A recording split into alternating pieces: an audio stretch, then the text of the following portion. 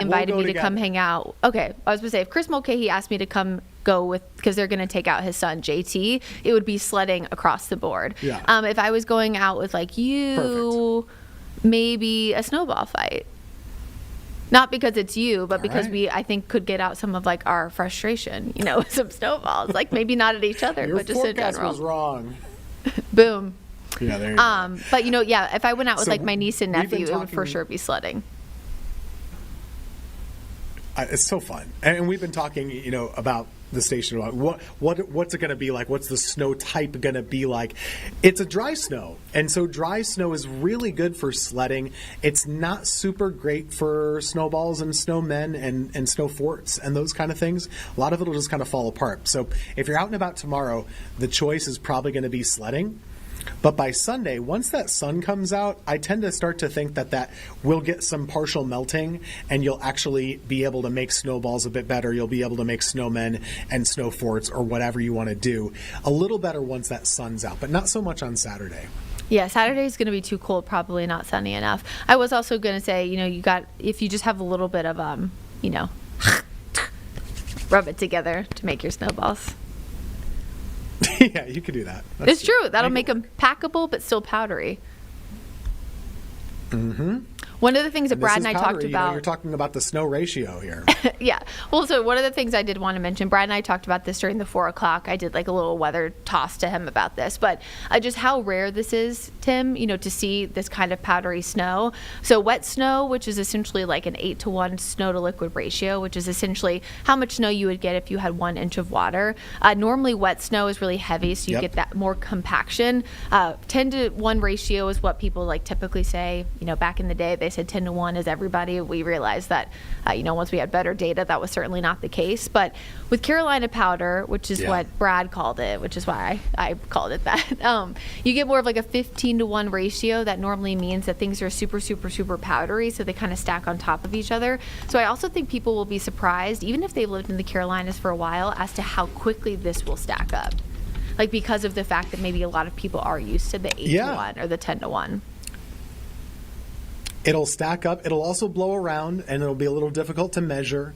But yeah, and it's also easier to shovel. So those are all things that go into it here, that you should be able to move it around a little bit. And if this week taught you anything, on Sunday, make sure to get clear whatever you want to get clear, because once we get back cold again after that partial melting, it's going to be a lot harder to get it up. Yeah, our anchors also brought this up to Tim, which maybe for us, since, again, we talk about this for a living, maybe it seems like a duh.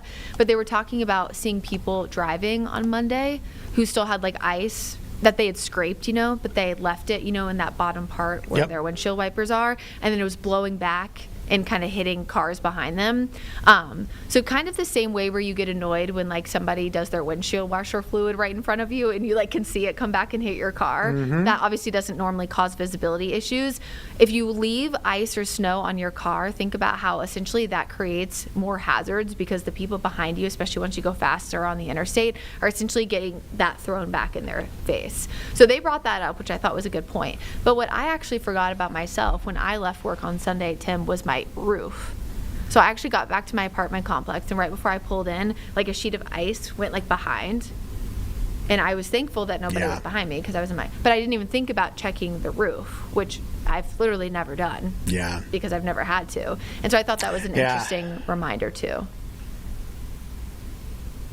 We're out of practice on here. It's a little unsafe, so we'll make sure to clear off our cars very well when we go home from work tomorrow. All right, anything else you want to talk about? I do think it's a little bit crazy, because, you know, we can go long if we need to. I do think it's a little bit wild that there's going to be blizzard conditions possible along the Outer Banks. But again, it's just not something I've seen before. So near hurricane force winds, blowing snow, winds there gusting close to 70 miles per hour at times. I wouldn't want to be there. This is not a storm I want to ride out at the beach. I think it's going to be nasty with the wind. I think you'll have coastal erosion. You'll have the Highway 12 closed probably, you know, all of those problems that they deal with out there. It is going to be pretty wild to see. And we've got these cameras that we show often from the beach, those Highway 12 cams. I'll be interested to see what it looks like tomorrow, because I think it'll be snowy and just an ocean mess. It was very interesting to see these kind of impacts from such a strong, coastal low, such a strong nor'easter. But it's your classic setup, and people are saying that they're really excited for this weekend compared to last weekend. But I keep saying that while last weekend did stink, for lack of a better term, we wouldn't have this snow setup if it hadn't have been so cold. So. Yeah, that's true. And so the cold air saved us last weekend to a degree with the sleet. This weekend, maybe it'll give you a little fun. I think we're owed a little fun. So I hope, while it is serious and you shouldn't be out there messing around and driving if you can avoid it, try and enjoy it. I hope it's beautiful. I hope it's fun to see come down, and hopefully you can have a little playtime as well. Yeah, I agree. It's exciting to see the snow. We still want people to be safe, especially on Saturday, at the travel. But overall, it is substantially better than last weekend. I think everybody can agree with that. And it's not something we see very often. I mean, shoot, like you said, longest since 2014. In Charlotte, around here, we haven't had 4 inches of snow since 2018, which is something that should happen more. It's our longest stretch on record. So we're hoping we get to 4. I'm not sure we'll get 3 or 4 or 5, but somewhere in there would be just fine. I think people will take anything they can get at this point, no matter where you are in the Carolinas. Yes. All right, well, I Tim. hope so. We'll remind them of that tomorrow if they want it more. I hope you have a fantastic weekend. I hope you and your team are able to get some sleep. They'll, of course, be streaming on WFMY Plus throughout the day. We'll be on WCNC Plus throughout the day. So make sure you're keeping a close eye on the forecast for any changes, staying safe, and please remember to get your weather forecast from a reliable source. If you're already watching this, hopefully you already have one. Have a snow day. Enjoy. Yeah, enjoy your weekend, guys.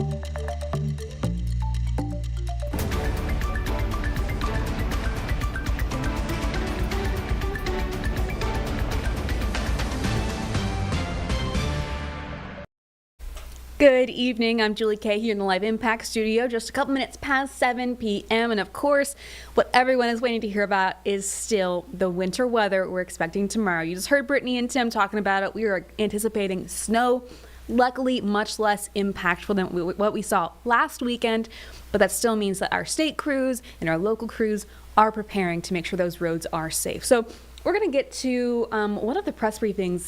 Sean, which one do you want to go to? The one from the governor or one from the local government? we're going to go to Charlotte-Mecklenburg's preparations. This was just from a couple hours ago. We brought it to you here earlier live, but just a reminder of all the safety precautions and things you need to know that Charlotte-Mecklenburg crews are doing to make sure everyone's ready for tomorrow. Afternoon, everyone. I'm John Lipsack, Battalion Chief, the Public Information Office for Charlotte Fire. Thank you for joining us here today. Charlotte once again has the potential for another snowstorm this weekend. It is important that everybody takes the appropriate actions now and be prepared for the storm once it starts. Again, be sure you have working smoke and CO alarms in your house and avoid travel unless necessary. Just a week ago, Charlotte Fire experienced a fire death due to no smoke alarms, so this is very important. Today we have the following community members with us that are going to share important information on staying safe and how Charlotte is prepared. We have Division Chief White Graham, Charlotte-Mecklenburg Emergency Management Office, Karen Pelletier, Director of Community Support for Mecklenburg County, Stephen Bolt, Superintendent of Streets for Charlotte DOT, and Sean Kaufman, Deputy Director of Charlotte Water. Chief Graham. Good afternoon, everybody. It seems like we were just here, because we were, right? So it was a long weekend. I'm very proud of all of our partners for what they did last week, and we're right back in it again.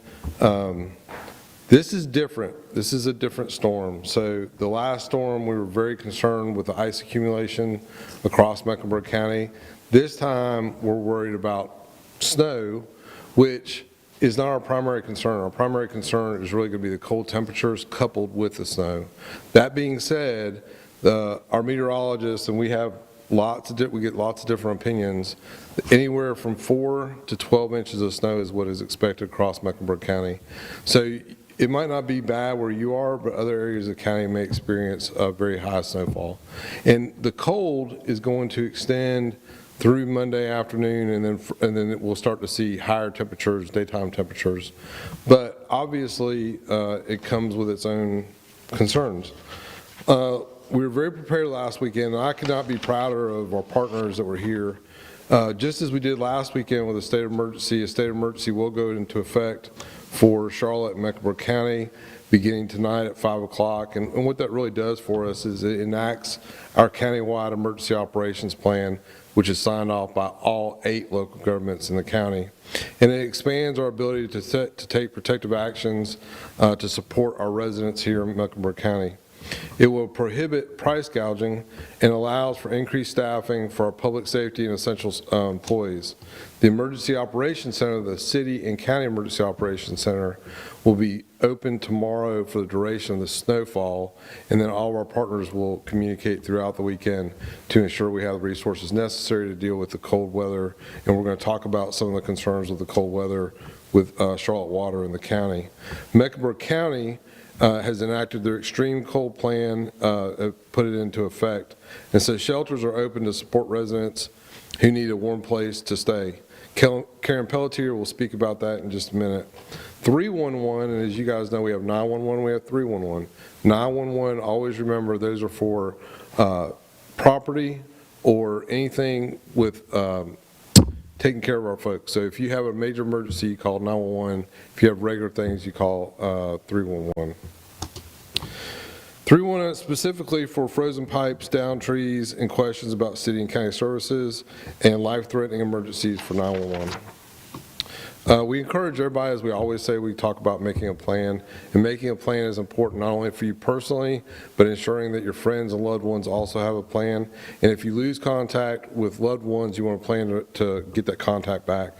Preparing to stay at home for the weekend, we ask everybody, as we always do, and I learned this a long time ago, but it is incredibly important that we ask people to stay at home during the storm and afterwards that they clear the streets, because we want to allow our essential personnel to be able to get to and from work. And that includes, of course, our great and brave CMPD, our Charlotte firefighters, which are amazing, our paramedics, our nurses, our doctors, and other key staff that have to travel the roads. Build a kit, make sure you have enough food, water, medications, and other essentials for your family and pets for the duration of the storm, and have emergency supplies in your home, including flashlights, batteries, battery-operated radio, medical supplies, non-perishable foods, and fully charged cell phone. take care of your neighbors. I always say that. Please take care of your neighbors. Check on those that maybe you haven't had dialogue with in a while. Make sure that they're taken care of throughout the storm. Gather supplies tonight as we expect to start seeing winter weather overnight in the wee hours of the morning. And make sure you're keeping up with news. We talked about the importance of weather radio, but there are other sources out there as well. Stay tuned to local news stations and the National Weather Service for updates.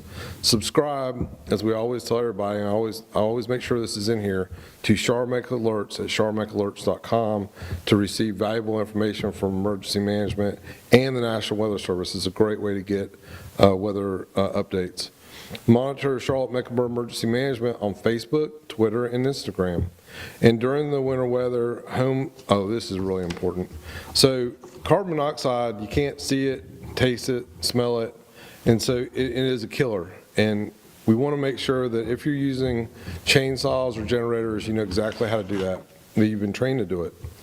Generators, make sure that they are at least 20 feet away from your home and away from any vents or any way that it might enter a residence. And never use charcoal grill or camping stoves or other devices, because there are other devices that we've seen. I've seen turkey fryers, I've seen sheetrock heaters. You want to make sure that people aren't using those to stay warm if you lose power. Use space heaters safely, and so you want to make sure you're using those in accordance with the directions that come with it. And if you're clearing debris, do not use power tools unless you are fully trained in proper safety procedures. As always, call 911 for emergencies and call 311 to report down trees and power lines. And for more information, you can always visit charlottegov.me/info center. So /info center, I think I got that right. So I'm going to turn it over to Karen Pelletier for information on the county services. Well, hello again, everyone. I am Karen Pelletier. I'm the Division Director of Housing Innovation and Stabilization Services with Mecklenburg County, and I'm here this afternoon to talk to you a bit about the county's plan and how we are serving our most vulnerable neighbors in our community, and those are folks that are experiencing homelessness. And so just like I shared last week, the county continues to work with our emergency shelters and our street outreach teams to ensure that people are aware of resources and, if interested, are able to access those resources through our emergency shelter system. And so we're very proud of the work that Hearts for the Invisible, who is out today and tomorrow, working to continue to canvass our entire community to really make sure that folks that are unsheltered know that a storm is coming. We're also working with Roof Above, Salvation Army, and My Sister's House to make sure that they have what they need to make sure that people who want a warm place to sleep this weekend have that warm place. And so I do really appreciate all the work of our first responders that are represented here, but I do want to also thank all the work of our first responders regarding our street outreach team and our emergency management at our shelters, because they have not let up since the last weekend with the cold weather, that they have been and go since then. So I do want to acknowledge them in this. Hearts for the Invisible will be accepting winter blankets and winter gear tomorrow morning, Saturday morning, from 8 a.m. until 11 a.m. at 618 North College Street. Because of all the street outreach that they've been doing, they're starting to run low on blankets, and so you can visit their website, but they will have for blankets and winter weather gear at 618 North College Street tomorrow morning, Saturday morning, from 8 a.m. until 11 a.m. And that is all for my update. Next up, we'll have Stephen Bolt from Charlotte DOT. Good afternoon. I'm Stephen Bolt from Charlotte Department of Transportation. I am the street superintendent and wanted to take a moment to speak about how CDOT is preparing for a significant winter event this week. One of the concerns we have are the impacts lasting until next week. So we are in the process of proactively pre-treating our streets today. Tonight we will transition into a condition. We will be on 24 hours a day until our routes are substantially clear. We have built additional signal infrastructure and loaded our trucks in preparation for this event. We ask the public stay at home and off the roadways. We want to let our Public Works first responders respond safely and effectively to this event throughout the week. Residents are encouraged to report hazardous conditions that they may find on city streets to 311. That allows a direct access to us and notifies us of issues. Also, do not approach, drive under, around any down power lines. They all need to be treated as live and a danger to yourself. Lastly, any signal that is dark with no power must be treated as an always stop. Please take your time if you have to go out and drive safely. Thank you.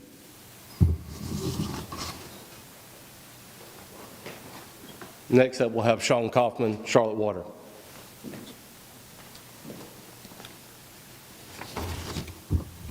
Good afternoon, everyone. My name is Sean Kaufman. I'm the Deputy Director for Charlotte Water. Want you to know that your utility is prepared for this cold weather, and our reason for being here today is to help you become prepared in your homes. A couple of things that you need to consider. You need to be prepared now, as Chief Graham indicated just a few minutes ago, before the freezing weather comes in over the next couple of days. Couple simple things that you can do.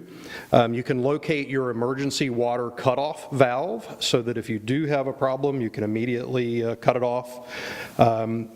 If you have an opportunity, insulating pipes near external walls is very helpful.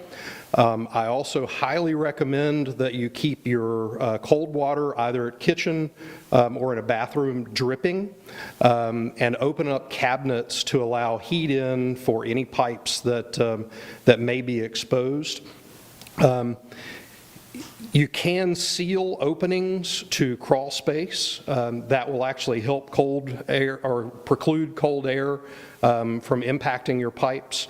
And you can do that with cardboard, with insulation, with anything that you can do to keep the cold air out of your crawl space.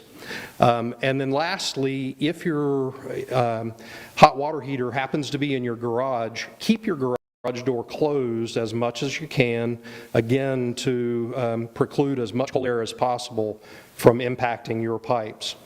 If you have a problem on your property, call a licensed plumber as soon as you can. If you happen to see a leak in the street or in a public space, don't hesitate to call 311. We have crews on the ready all the time, and we're prepared to deal with any leaks that come to pass. And again, use 311 for public. Call a licensed plumber if you need something done in your house or on your property. Thank you, and please be safe.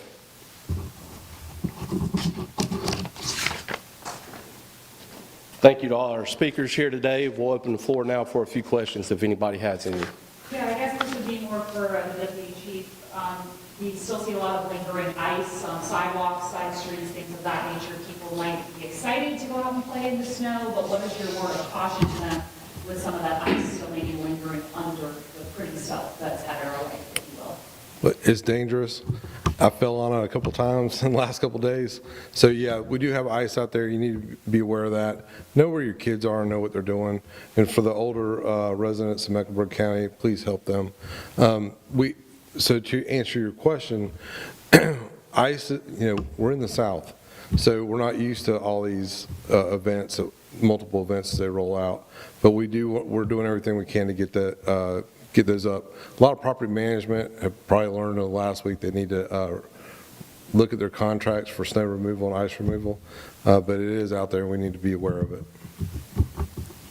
Cities put out that the fire department received 700 calls for service last weekend. Can you talk about what kind of calls you all received and kind of based on that, what you're advising people this weekend? So on a regular day, the Charlotte Fire Department receives anywhere from 250 to 400 calls. Last weekend, we ran an awful lot of fire alarms related to some of the issues we talked about, frozen pipes, but also for accidents. A lot of people stay off the road, and I was very proud of that, but there are people who get out there and get on the roads. Last week's storm, every storm was different.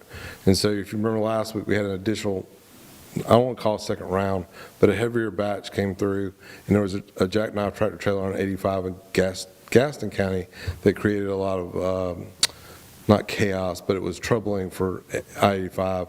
This week, we expect to see the same. got really lucky last week. And like I said, every storm is the same. Be nice to our meteorologists. They're doing the best they can. They take all the data they have and they come up with a forecast, but it's always different wherever you are, right? And so some places last week did see 3/4 of an inch of ice, but other places did not see as much, and they thought that was a bust of a forecast. Remember, going into Helene, I think, and I'm from Western North Carolina, I think a lot of people, even when they're looking at the forecast, didn't fully understand what that storm was going to look like. And here in Charlotte, Mecklenburg County, I've been here almost 30 years, there have been times when we were calling for 4 or 5 inches and got over a foot. So just be aware, keep up with the weather and what we're doing. There will be heavier bands that will come through, and the meteorologists have already told us that. Right, how tough is it to have these storms back to back on staffing and It's tough on my wife. But it's tough on our staff, especially our loved ones, because we have regular things that we're doing for the city and the county. Public servants are just that. We take a lot of pride in being public servants in every department, every division.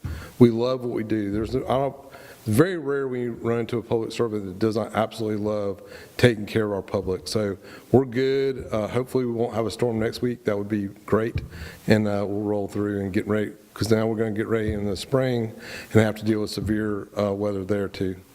You talked about the learning lessons from the 2002 ice storm last week. What are some of the learning lessons from previous snowstorms that you all are taking into this weekend? I think there's always lessons, but there's also practice, right? And so even this week, when we're reaching out to our partners, they just did it. So they're ready to go right now. And so even when we going into a state of emergency, we literally rescinded the state of emergency for last week's storm, I believe yesterday, the day before, and now we're asking for another state of emergency for this storm. But we have a great culture of emergency management here in Charlotte and Mecklenburg County. This county operates as one when it comes to disasters. So from Davidson all the way down to Matthews, everybody is on board with what we do. Our managers are on board, our elected officials are on board, and we have elected officials here today that are very interested in the emergency management function. Emergency management is made up of all the different partners, all different agencies at every level that make our county safe. Question for Karen regarding some help with the unhoused neighbors. Obviously, going to be a lot colder, I think, this weekend with the wind chill. Can you speak to what you saw with the extended shelter space last weekend? Did people take advantage of it? And are you prepared for maybe even more people to take advantage of it this weekend? Right, so we're continuing to monitor the capacity and the demand for services, and that's always a balancing act, even when it's 70 degrees out. But we know with the expanded capacity, we are really looking to serve anyone who wants shelter. We did see a sharp spike in demand both Saturday and Sunday of people seeking shelter. With the outreach teams out now and the shelter staff, we're working to say that as folks are coming in, people are being transported to shelter, to then continuing to monitor that demand. But we do anticipate more people coming in, but we also know that a lot of people that came in for shelter last week haven't left because it hasn't warmed up any. And so that's what we're looking to do now. And that's running through, I think I saw on social media, that state of emergency section is running at least through Monday? Correct. And we'll continue to monitor and make sure that the shelters have what they need.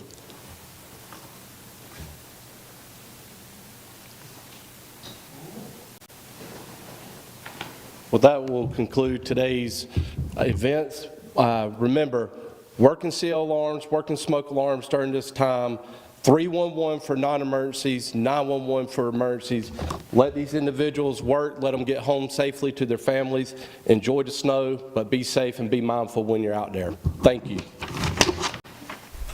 All right, some important reminders there from Charlotte, Mecklenburg County officials as we head into the snow tomorrow morning. Of course, we're going to have crews out there. We'll be here in the Live Impact studio walking you through everything you need to know. But as we prepare, so we're going to spend the next couple hours here walking you through those pieces of advice from officials. Of course, we're going to have check back in with some of our forecasters so we can see what we're expecting. But again, just want to say it is not, the dangerous level that we saw last weekend with that threat of ice. This is the lighter, fluffier snow, but still important to stay safe. And it's going to be really, really cold. So watch out for your pipes. We'll be right back in 2 minutes. Stick with us.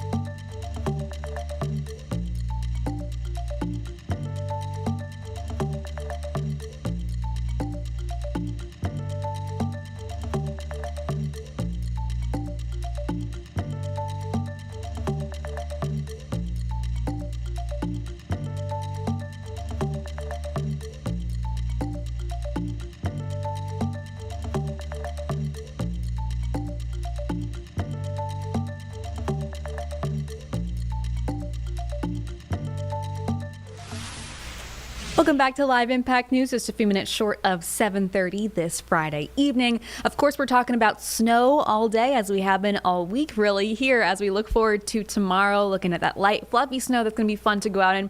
But we are also paying attention closely to the coast, eastern North Carolina, the Outer Banks. It's really going to get slammed a lot harder than we are here in Charlotte. And so we got a chance to interview Sam Walker out of OBX News about what they're expecting there. Welcome back here on Live Impact News on WCNC Plus. I'm Nick Sturdivant. As promised, we are going to talk to Sam Walker, OBX News. He's with us because, Sam, I'm just going to bring you right in. I usually do a full-fledged intro, but, man, you guys are expected to get slammed right this weekend. How are you guys preparing? What are you hearing there on the ground, man? I say, how much are we preparing? It's dust off the hurricane prep kit. I mean, that's really what you do, which is run to the ABC store, run to the Harris Teeter, and, maybe make sure there's some fuel around for the generator. It's kind of the stuff we do out here on a regular basis, it seems like. We just don't do it for winter storms. We do it for every other storm. So that's really what's going on right now. DOT's done its job. They've already got the roads pre-coated in the brine. So everything else, just do that and then go right back to work and finish out the work week. Sounds simple enough, Sam. Yeah. I guess, how does this compare to, and I know different seasons, but I think immediately a Chantal, Hurricane Aaron. How does this compare? Again, I know we're talking about different seasons, different types of storms, but I've gotten this question, how does this compare? It compares a lot, really, because of the wind impacts that this system looks like it's going to bring. And this is kind of typical for us, the nor'easters. I mean, that's what we're looking at as a coastal storm, which is strong winds off the ocean or strong northerly winds. Most of the time, they don't have a lot of precipitation with them, and the temperatures are in the 40s, and maybe the inland areas, kind of like last weekend were, gets all the wintry precipitation. This time, this one's kind of targeting us. So in terms of the winter impacts first, this is starting to compare to a couple of historic storms, honestly. 1989, the 2 days before Christmas, when it dumped the all-time record for snow in Hatteras, which on Cape Hatteras was 13.3 inches. We also go back to the March 1st, 1980 snowstorm. It dumped 25 inches right along the Virginia border in Currituck and Camden counties. That's known as the Circus Storm here.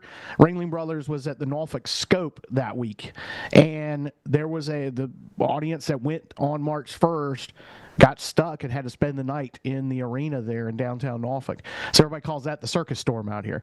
That's the comparisons we're getting for the winter impacts, the wintry weather impacts. But looking at it from a coastal side, this could be just another normal nor'easter for us. Winds of in excess of 40 to 50 miles an hour, especially on Hatteras and Ocracoke Islands, but winds offshore in that 50 to 60 range. And yeah, I've seen some forecast giving us some gusts to 75 out over the open ocean. That's going to create some problems along areas that have really taken a pounding over the last few years, and especially back in the late summer and early fall, as you mentioned, Chantal. Aaron, then the back-to-backers with the waves. But we also had back then, we had a whole series of extended northeast blows where winds were at 20 to 40 miles an hour, really from the beginning of August right on through until about the second week of October on almost a regular basis. That's when we had the situation that cropped up in Buxton with the rapid erosion, the 15 houses that fell in that short span of time in September and October, one in Rodanthe. Since then, it's been quiet, kind of too quiet. We've been fortunate enough to have a blocking pattern in the open North Atlantic, way up north. It's kind of prevented us from getting these coastal storms and these extended, long, hard wind blows. So we're a little concerned about it. Now, one thing that has happened, we've seen a little bit of sand build back up into the tidal zone on the beaches a little bit in places like Rodanthe, around the Rodanthe Pier, which was a real hot spot. And then right along that area, Buxton. But I know I got some photos this morning from my colleague Joey Christ at the Island Free Press from Buxton. There's at least two houses that it's going to be, they're probably not going to be standing Monday. It looks that way. So, and then we talk about Highway 12 and the coastal impacts that can happen there. Yes, there's a lot to this out here. The Highway 12 section south of Oregon Inlet on Hatteras Island and Ocracoke Island, we've got several hot spots there. DOT, as I mentioned, Monday has got a sandbank built up where they store sand right by the Bass Knight Bridge. They've got that ready. They've done a great job of rebuilding the berms that protect the roadway and the road bed from repeated pounding. But we've got 4 high tide cycles we're looking at over the weekend. We've got a higher than normal lunar tide, which means water levels are already going to be elevated a little bit. We're fortunately not in a spring tide, also known as a king tide, which happens, the next time it happens is in mid-April. So fortunately we've missed that, but we're still at a higher than normal tide. All these factors playing into what could potentially happen here. Hopefully we'll see more northwest wind. That doesn't sound good if you're on the sound side, because water's going to come up. But I mean, 1 to 2 feet of water, you put the boots on. That's what you do. I mean, that's normal when it blows hard down on lower Hatteras Island. You get to Ocracoke. You get down east towards Harker's Island. I always like to say it with the accent. Harker's Island and down east in Corrigan County. Those areas may be dealing with some things. Still a little question marks about exactly what happens there. We know we're going to get snow. We definitely know it's going to be a snow. Could this be a record event? May very well be. If everything plays out like it is today on Thursday afternoon, what we may see Sunday afternoon and evening could be. Still a lot of it's got to happen between now and then. Yeah, I mean, the ingredients are sure there, though, Sam. I got to get folks there in Eastern North Carolina. Again, I just want to, folks who are not familiar, new to North Carolina, Eastern North Carolina, a huge area. So the last snowstorm I covered in the Eastern North Carolina area, I think this was 2022, Rocky Mount, Wilson County, saw several inches of snow there. And I give Eastern North Carolina a lot of credit. Folks stay put, because we didn't see, I think we were the only people on the road because we had to cover it. So I got to give folks their credit. They stay put, Sal. Yeah, the people do take these seriously. Will we have folks out there in the four-wheeler and dragging kids on the body boards out there? Yeah, that's going to happen. I mean, we got these wide open fields for hundreds of acres, and people are going to go out and have fun in it. But when it comes to going places, trying to get out of the house, Monday, Tuesday, it might start getting a little, cabin fever. But the weekend, thankfully, this is coming on a weekend, so we don't have people having to make that commute in the Hampton Roads, Virginia, where the naval bases are. Because so many people live here and commute there on a daily basis, they won't have to deal with that. We're not in the middle of a tourism season, even though we had a couple of events. We've got a lot more shoulder season and off-season events that happen now. They're getting postponed or canceled because people do like to come now to the Outer Banks year round.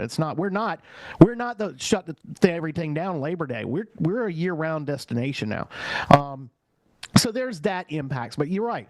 Most part, when we get snow, people just take advantage of it and stay home unless they have to absolutely go. My wife's a pharmacist. She's got to go to work. I mean, unfortunately, sometimes they make her go. That happens. But for the most part, you're right. People are staying home. I know you talk about Rocky Mount and Wilson. Of course, we know 95. If this is, 95 is going to be an issue. And, of course, it's America's Main Street. And people are trying to get to Florida and back from Florida and elsewhere.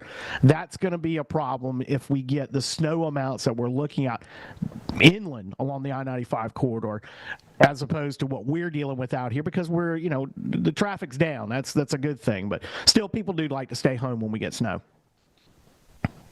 Yeah, just be safe out there if you're hitting the roads, if you're on 95, depending on how the storm blows.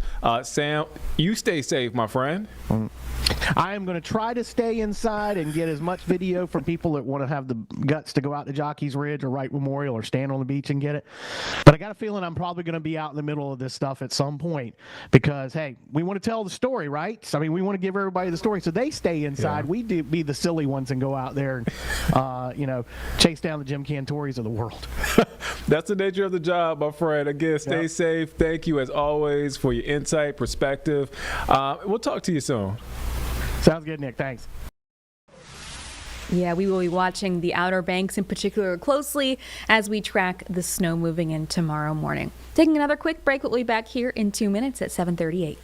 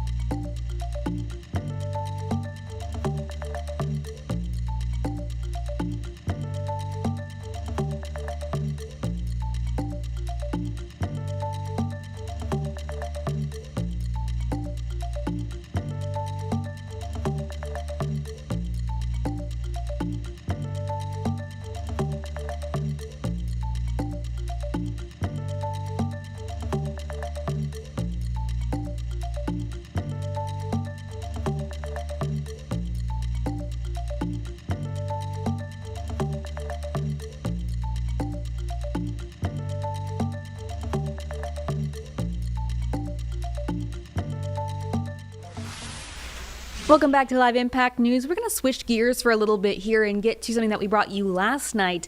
Congresswoman Alma Adams' State of the State address. Of course, there's a lot going on at our nation's capital, so we don't want to lose sight of that in the midst of this storm coverage. But we are going to put the radar in a small box for you at the bottom so you can pay attention to the storm as it moves this way. Good evening, everyone, and thank you, Yara. gracious introduction, and thank you to JC. Thank you. Madam 15th President, thank you so much. Commissioner Jarrell, thank you for always being where you need to be and for all of your support. And to my pastor, Dr. Wary, thank you for being here. You got some great socks on today. Right. Well, let me just say to all of you, and to Ms. Brown, Sandra, thank you so much, and to all of my staff for being here. I do represent the 12th district. I don't think I need to repeat that, but I want to just say from the beginning to thank you so very much for allowing me to go to Washington and to represent you. It is, it's sometimes up, sometimes down. But I've got to tell you, I'm still enjoying my work and my service to each of you. I am also a mother and a grandmother and now a great-grandmother, and my youngest granddaughter is here and my daughter is here. You all stand up.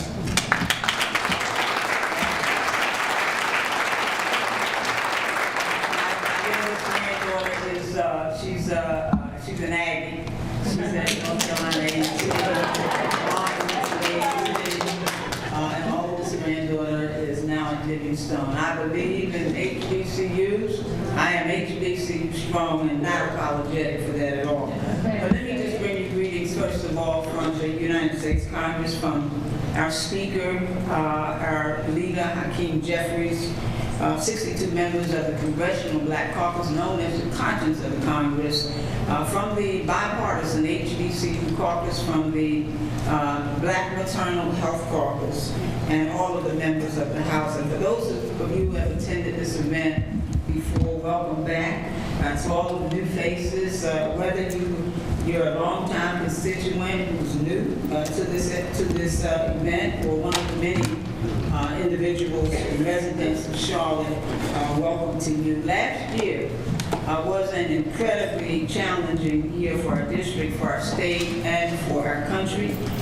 New policies and laws and actions implemented by the Trump administration in 2025 have brought immense harm to American families, threatened the safety of our communities, but also has set our country back some years.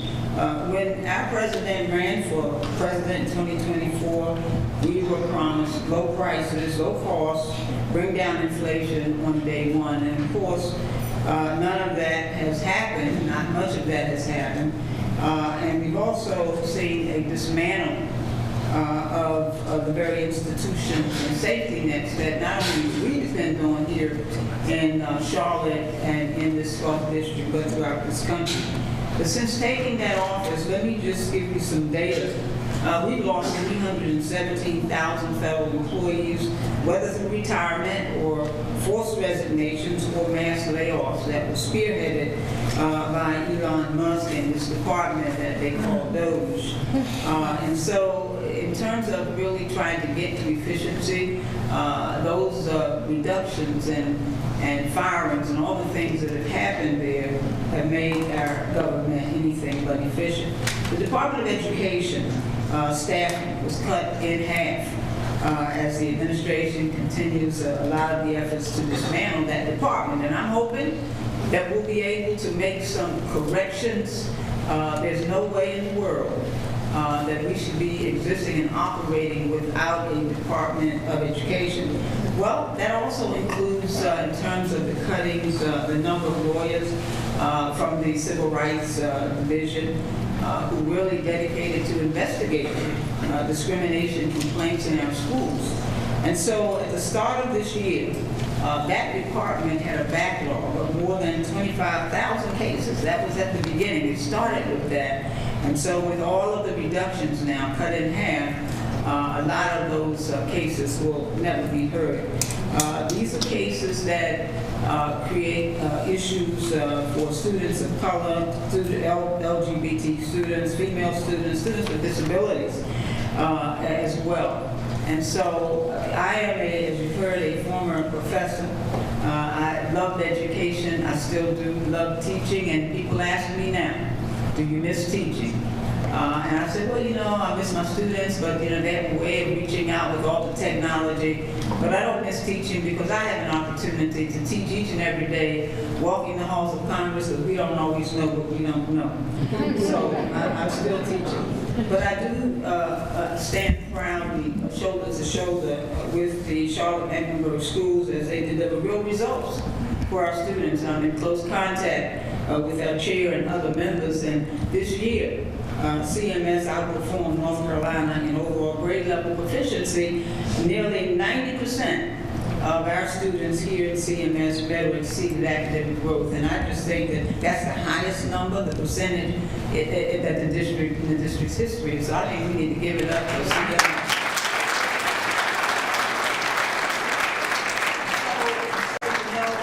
Exactly why I fought to ensure that the CMS schools did receive the $12.5 million as part of nearly $8 billion in federal K-12 funding, so that success is supported and not punished. We have to support success and not punish it. And so even with this progress, our schools and our students are being asked to do more. But we cannot expect students to prosper if they experience injustice without recourse. So I'm real concerned about many of the layoffs and reductions that we've had, particularly in departments that can really help ease the burden for students and parents. And so I did lead a letter in March calling for an investigation into the reckless cuts made by DOGE to get answers from our executives and the people in charge. In addition to the Department of Education, 90% of the Consumer Financial Protection Bureau staff was fired. And that means if you may be subject to fraud and predatory practices if you don't have that agency looking out for you. 10,000 Health and Human Service employees were fired. And of course, there were deep cuts to our agencies that the county relies on. And I'm talking about our health agencies, CDC and FDA and NIH and Centers for Medicare and Medicaid.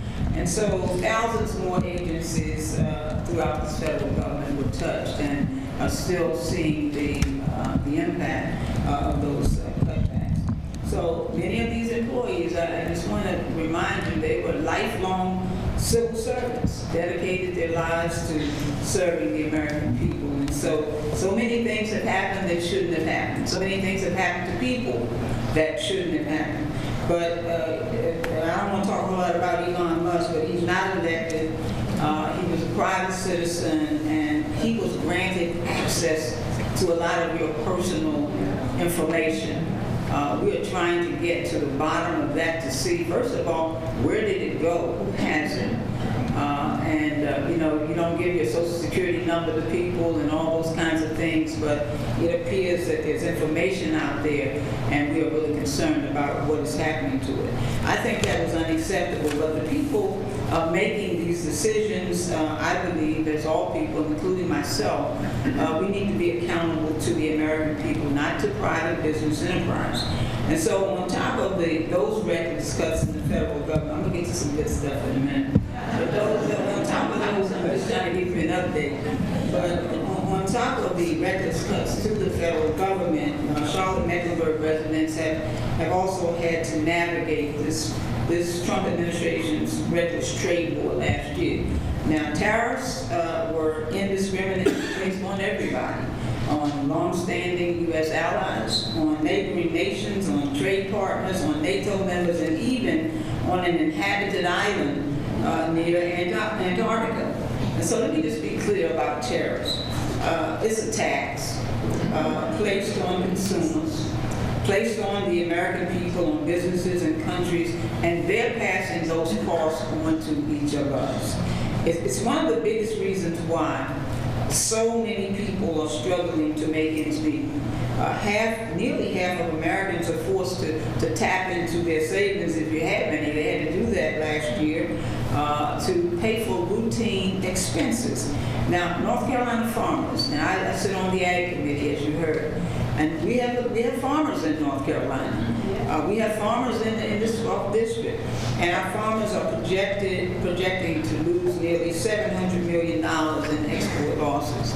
That's an incredible amount of loss. And so the potential economic loss to North Carolina is at $1.9 million, and that's 2% of the state's GDP. Our community, Charlotte, is paying the price for bad economic policy while the president and the administration uses tariffs, not to lower costs, but to wage war on political enemies. And look, Charlotte is suffering from this reckless trade war, which is why I signed onto an amicus brief that was challenging the president's ability to impose tariffs without Congress. You know, there are 3 branches of government. Congress needs to be doing its job, but the leadership has kept us from doing that because, you know, again, it's all about the numbers, and if you have the numbers, you can move some things. If you don't have the numbers, you're going to have to wait for some other numbers to join you. But this agenda is disastrous for the 12th district, and we can see it on display through the signature legislation that they call I call it the one big ugly bill. They call it the one big beautiful bill. But the only thing beautiful about it is that it's hurting a lot of beautiful people, and it is pretty ugly. And as it is, it's made unprecedented cuts to some of the most important social safety nets in our country. $500 billion from Medicare, $1 trillion from Medicaid, almost $2 billion from SNAP, and another almost $270 billion from student loan repayment programs. And so each of these numbers represents people, real people, who are suffering at the hands of this ugly bill. SNAP cuts have placed North Carolina in an impossible situation, spending $500 million on our state. That's what the state will now have to do to make up the difference in SNAP, to strip food security away from almost 1.4 million residents here. And so the federal government reduced its share of SNAP funding. And what that means is that North Carolina is responsible for covering a larger portion now of the program cost. And so this cost sharing boils down to this. If the state does not have the money, if they can't find it, and they need to pass the budget, if anybody in the state don't pass their budget, so they're going to take that money, or if they don't have the money, then they've got an option, and that is to just not have the program. And so that might be an option for the legislators to do, but it will certainly be a disservice to the citizens who need that support.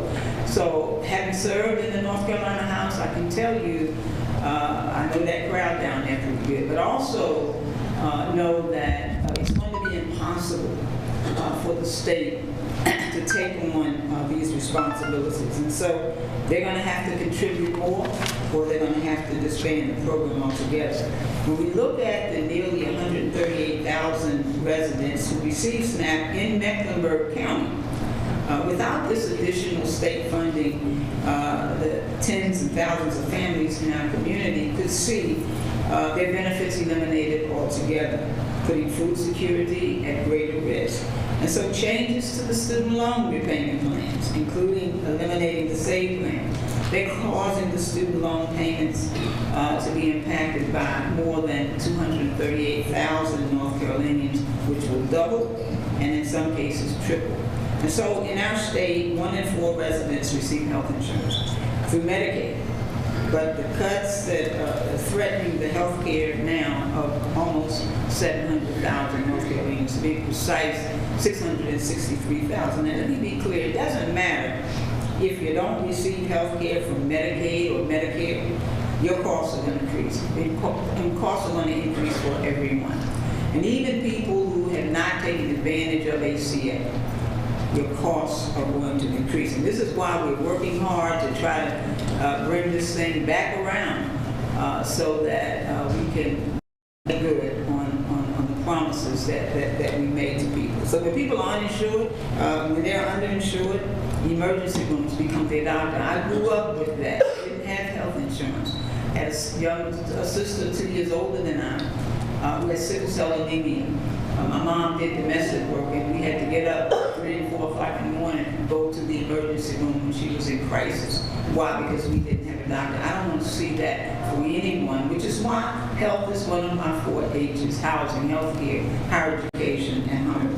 And so when people can't afford their medical expenses, hospitals, they're going to take them. The emergency rooms, they can't turn you down.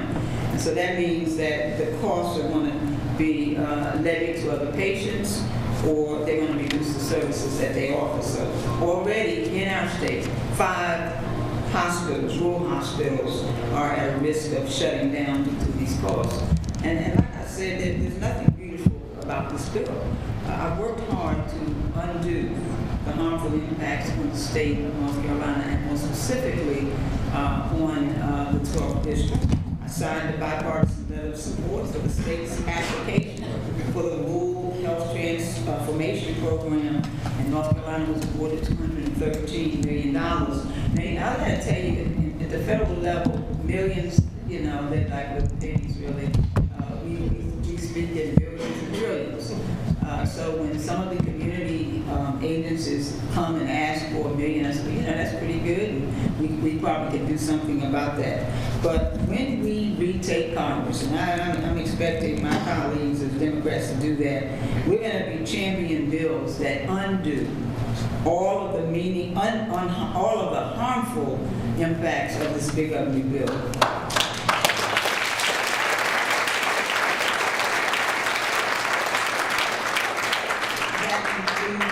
The single mothers and their children who rely on their programs to see a doctor. Low-income families who are able to afford health care for the first time thanks to the tax credits. Older Americans and veterans on fixed incomes who use those credits to help make the ends meet. These are just some of the tens of thousands of people in our community who relied on the ACA tax credits for affordable health insurance. The thing is, listen, it's not perfect. The ACA was not perfect. It's not perfect, but certainly there's nothing that we have at this point to replace it, and it has helped thousands and thousands of people in our state. And without them, think about this: a family of 4 in my district who may earn $64,000 a year, they're facing a 223% increase in their health insurance premiums in 2026, or $2,500 more a year. And who can afford that? That's just too much. So today, we're looking at 22,700 people in the 12th district who are at risk of becoming uninsured and entirely or without health insurance at all, because they cannot afford health care without the tax credits. So these credits are essential. They're expecting to expire at the end of 2025. And which is why I fought hard to get them extended. And I'll tell you what we did in the Congress. We've been working to ensure that our district would have the resources needed to provide for our community, especially when the federal government doesn't do what it's supposed to do. So I continued we'll talk about the shutdown in a minute, but I continued to hold my Adams Hunger Initiative meetings quarterly. Working with many of our local food banks here, our farmers and food security organizations, including the one at my church, Mayfield. Come over to the field and have. All right, we're actually going to take a quick break and get right back out to that in just 2 minutes, so stick with us. More from Congresswoman Alma Adams in just a bit.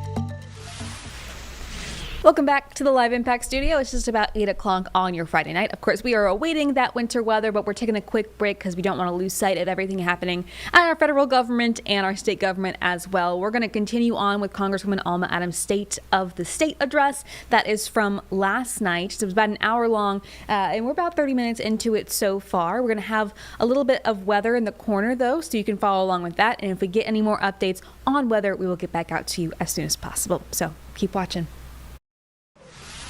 But at the end of the food security, to end food security in Charlotte, Mecklenburg. And so multiple community organizations secured federal grants and funding to address the affordable housing crisis that we face. That's another problem. We've got all of my H's touch on the needs of this district, and housing clearly is one of them.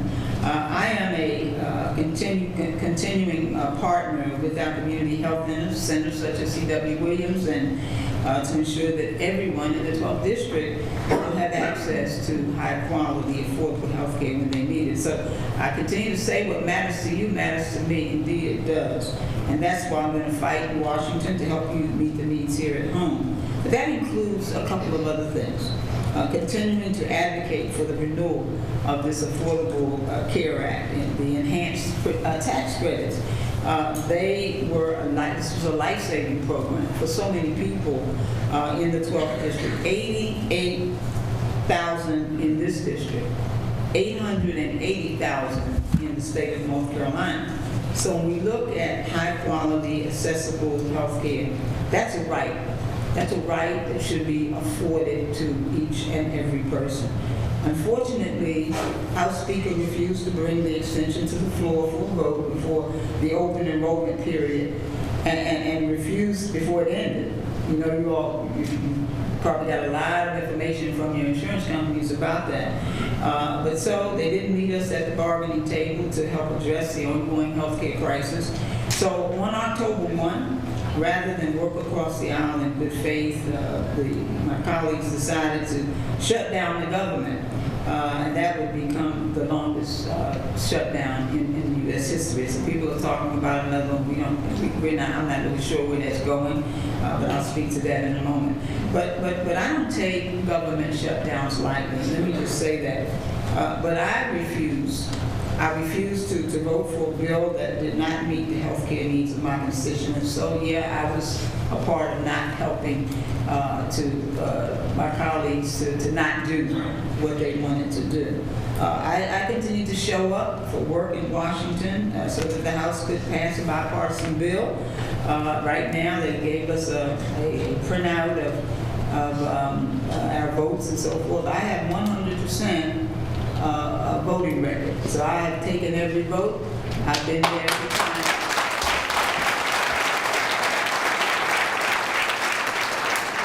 So we had 43 days where our federal workers, including 7,000 employees right here in this district, went without pay. Even worse, they realized that we weren't going to cave in on that. Health insurance is a big, big issue. And so we realized that because there was no meeting of the minds there, reduction in force notices were issued by the administration to more than 4,100 people, federal employees. And so that threatened the livelihoods of the men and the women who had dedicated their careers. And so the U.S. Department of Agriculture announced that they would not issue SNAP benefits in November. You may remember that. They said they couldn't afford to do it. Well, that was cruel, that's unprecedented, and that absolutely was not true. Because SNAP benefits have never been interrupted because of a government shutdown before. Congress always allocated $6 billion with a B, to the SNAP contingency fund to be used in emergency situations like the one that we had. And so the Trump administration knew that they could use these funds, but they chose to let SNAP lapse and they put more pressure on my party. But you can't use hungry people as a bargaining chip. That appears to be what had happened. Now, North Carolina refused to capitulate to these tantrums that we saw. And we just believe that our most vulnerable citizens were important and that we should work for them. I hosted my Charlotte Matters webinar series, 3 of them, as a matter of fact, bringing experts to the table to address the issue of hunger, health care, housing, and education, to discuss how the shutdown was impacting people in Charlotte. I shared resources with my constituents. I also worked with many of our local food banks and food partners. For those of you who are here in this room, I thank you so much for helping us to keep our community fed. Attorney General, now Jeff Jackson, who served with me in the House, he entered into a lawsuit that eventually forced the administration to use the SNAP contingency fund as it was supposed to be used. And so even Mecklenburg County, and thank you, Mr. Chairman, allocated $740,000 in emergency funding to expand food resources, including 28,000 additional weekly food boxes that were distributed by Nourish Up. And so for all of you who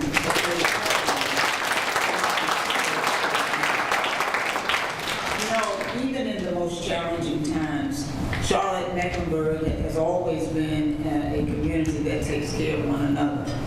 That's one of the things that I pride myself on as being a part of this community, and one of the things that I love about it. And that doesn't mean that it's just your elected officials. That includes everybody here.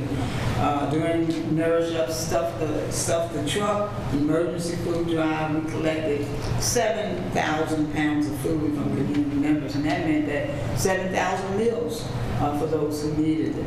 The Mint Museum also donated. Local restaurants offered free meals. And so when they say it takes a village, indeed, it does take a village. And so even when the shutdown ended, after 43 days of harm, Speaker Johnson still refused to allow a vote on the ACA tax. But you know, they say there's a will, there's a way. So the Democrat, here's what we did. In November, Democrat leader Hakeem Jeffries introduced a discharge petition to force a vote on the ACA tax credits, which I was proud to co-sponsor. I've always said that health care isn't a partisan issue, and which is why a bipartisan majority of the House, including every single Democrat, signed the petition to bring the tax credits to the floor for a vote. Sometimes if you can't get it done procedurally, then you have to take another avenue, and that's what we did. So on January 8th, we officially passed the ACA tax credits renewal through the House, and which was really the beginning step in seeing that this program is reinstated. And I'm proud to say that 17 Republicans joined us, because I think it doesn't matter what your party affiliation is. If you're hungry, you need to eat. So our fight is far from over there. The bill still has to pass the Senate. It's over there now. And hopefully they'll pass it on back, and it will go to the president, and he will sign it. But we need to keep the pressure up. The Senate has delayed voting on it because of disagreements involving other changes that they want to make. And you may have heard about all of the disruption in our community and the attacks on our elected officials. Well, I haven't been attacked in that way, but I certainly have been threatened. And this is why you see, I think, all of the security around here. Thank you. We are still working to make sure that your voice is heard, and your voice does matter. So whatever you can do and what you did in 2025, let's keep doing it. And so after the government shutdown ended, Charlotte Mecklenburg faced a new assault. Because Border Patrol came in, they launched their campaign of terror on our community. I've been speaking out about it, and they've gone from community to community, and I think it's just it's unconscionable, the things that we're seeing and the things that we know about. But let me be clear, Charlotte's immigrant community is a proud part of the Queen City, and I will always support them.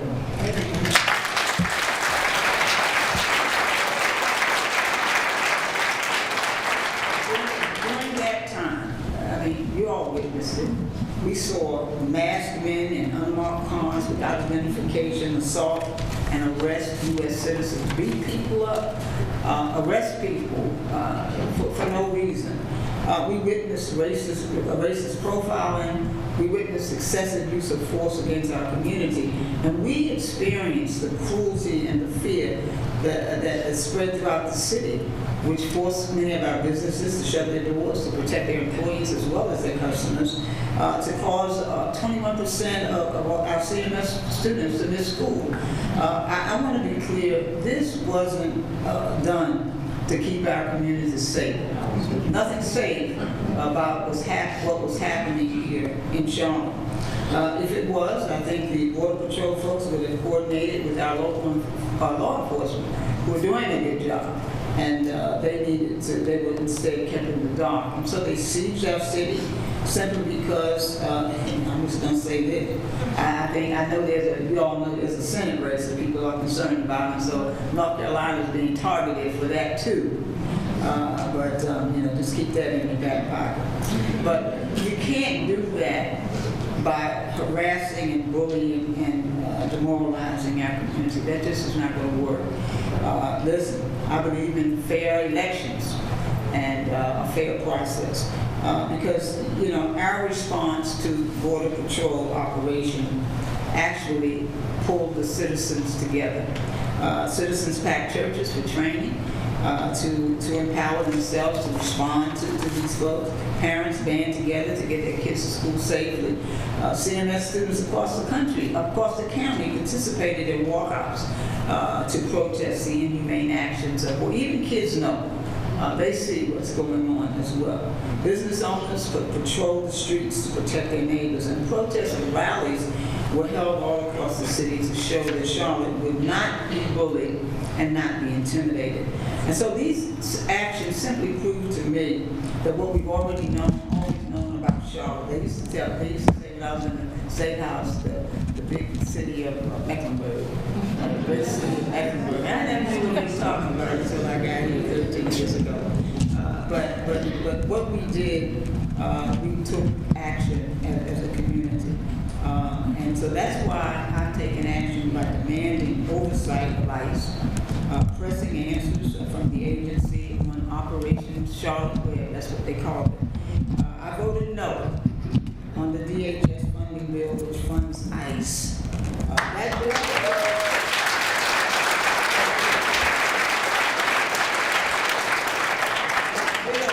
is now at the Senate, and I think that's where all of the debate is going on about the deadline, which is tomorrow. So we'll have to see what happens there. But I voted no also on that one big, that one big ugly bill, which included ICE funding. See, that's the other thing. They don't need more funding. They need some corrections in terms of how they are doing their jobs. But there was a lot of money, billions of dollars put into the big ugly bill. And that was months ago when that passed. So if nothing else happens to them in terms of money, it's fine. We need to take back what we gave them, really. I'm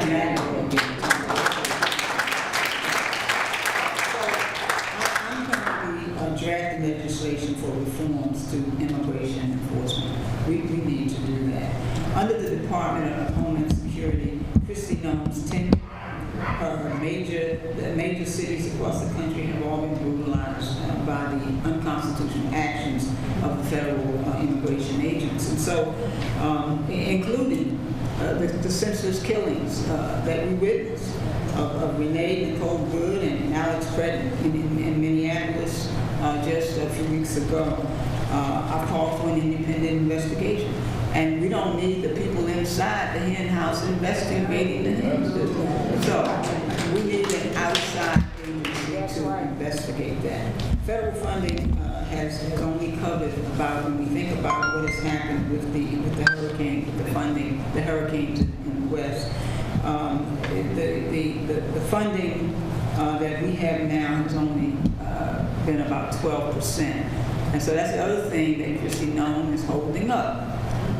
She says that if you want to spend more than $100,000, you need to come see her first. Now, that's absolutely, people, listen, you can use power for the good, and you can use power for bad. And sometimes people are just abusing it, and that's what I see there. So when we looked at the hurricanes that we've had in the past, Katrina and was that Maria, the federal government covered about 73% of that. And 78% of Hurricane Sandy. So we're short some dollars. The folks need that to rebuild.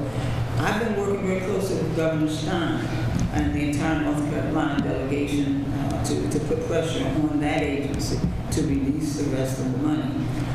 This is money that was congressionally already authorized. And so Senator Nome Secretary Nome is willingly withholding it from our state, which impedes the ability of the folks in Western North Carolina to rebuild.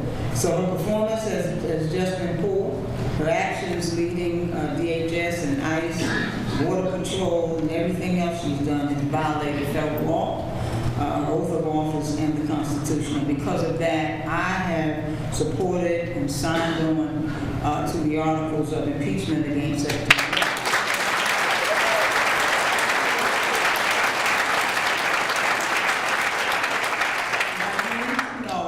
Take articles of impeachment lightly, had that experience with the president. The Secretary Nome and her agencies have systematically violated the rights of the American people, put the safety of our district and our county at risk, and she really needs to go.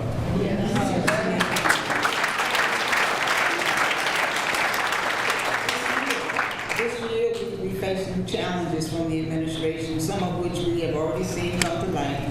The start of the year, President Trump deployed U.S. troops and launched strikes in Venezuela without congressional authorization. That's a violation of the Constitution. The War Powers Resolution only allows for unilateral presidential action in response to an imminent threat facing American citizens or service members. Well, if that happened, he didn't offer any kind of proof of any threat. He did not brief or seek constitutional requirement approval from the Congress, and once again failed to put America first. And so the president is trying to put himself in charge of everything and everybody, of a foreign nation, focusing on Venezuela, that oil over there, rather than lowering costs for the American people. At the same time, our allies are being attacked. We are damaging international relationships through this pointless attempt to control Greenland. I mean, it's just, every day, just look for something. The American people don't approve of that. The people of Greenland, they don't approve of it either. And the Congress doesn't either. So it's time for the president to realize no means no. And sometimes you have to take kids that 2 or 3 times. No means no, we're not going to do that. But there may be, I believe, many more incidents like this that I'm going to fight against in 2026. But next year isn't just about responding to our president. It's about working to make the lives of everyone in Charlotte and Mecklenburg better. It's about lowering your costs. It's about addressing the affordable housing crisis. It's about ensuring that every American earns a living wage. A living wage. Yeah. You got to be working hard. It's about strengthening labor protections. I support labor. Labor supported me. They supported my family coming along. It's about providing paid family and medical leave to everybody so that people who want to go to work can do that and their kids will be able. It's about ensuring that everyone has access to affordable health care and fighting for every child to have a high quality education. Listen, folks, it's about you. That's why I am so proud about the federal funding that I was able to secure for the Queen City. Over 400, and listen, we can check the facts. So if anybody's got to check the facts, they're all there. We're talking about over $475 million in federal grants that I was able to get this past year. And nearly $8 million in community project funding. Now, last year we got more than that, and we cut the budget a little bit. But even in that $8 million, it's made a real tangible difference in our community. Millions of dollars toward affordable housing developments that currently exist in the district, like the Wheatley Senior Apartments, tackling issues of hunger and food access in the district as well, serving victims of assault and domestic violence and child abuse and elder abuse through projects that are underway right now, like the Umbrella Center, constructing a new youth center, a library, even up in the upper parts of what used to be the district. We were able to get funding for them, and I told them, listen, when you get ready to cut the ribbons, and you got some new members up there, but you got to remember who brought you to the dance, and so you need to make sure you invite me back to help cut the ribbon. But each of these projects represent more than just investment. It's about a commitment to our community. It's about a shared vision for a stronger, thriving future. And so if we continue to work together and support these initiatives, and we're not just building infrastructure or programs, we're building community resilience and a community where everyone will have a chance to succeed. Now, just as these projects help neighborhoods thrive, the bills that I'm introducing in Congress will aim to create opportunities and strengthen institutions and turn investments into lasting impact. These bills address some of the most pressing issues in Charlotte right now. My 4 H's, housing, healthcare, higher education, hunger, all of these are necessities that I believe everyone needs to have a quality life. And so I want to just walk through a couple of key bills that I'm going to be advocating for this year. In the next few weeks, I'm going to reintroduce my signature bill to comprehensively address the maternal health crisis our country faces. One of my core beliefs has led to my work in Congress is that health care is a most basic right. And yet in our country, we still have the worst maternal health outcomes of any developed country. But we've made a little progress in North Carolina. Medicaid access was expanded to over 700,000 people in 2023, and now they can't take that away. I mean, that's just been a year ago. Coverage for new moms was extended to 12-month postpartum. And that's over 255,000 Black North Carolinians who now have health coverage. Over 65% of Black births being covered by Medicaid, and that's going to have a major impact on our community if the funding is not there. We're talking about $1 trillion in Medicaid cuts that were made in that big ugly bill. That's going to threaten the progress that we've made. So now is not the time to slide back. Now is the time to move forward. And so the omnibus is a collection of several bills that will comprehensively address the maternal mortality and morbidity disparities in the United States, which is worse today than it was 25 years ago. Believe that. It provides a roadmap so that healthcare systems and providers in society will finally make maternal health a priority. The omnibus is going to do a number of things. It's going to expand and diversify the perinatal workforce. It's going to improve the data collection. We always need that. It's going to fund community-based organizations and provide access to essential services such as housing, nutrition, mental health support during and after pregnancy. Because when we think about it, 80% of all maternal deaths in the United States are preventable. 80% are preventable. And in North Carolina, it's 87%. And that's unacceptable. We can do better. You know, I'm excited also to announce that I'm going to reintroduce my Ignite HBCU Excellence Bill this year.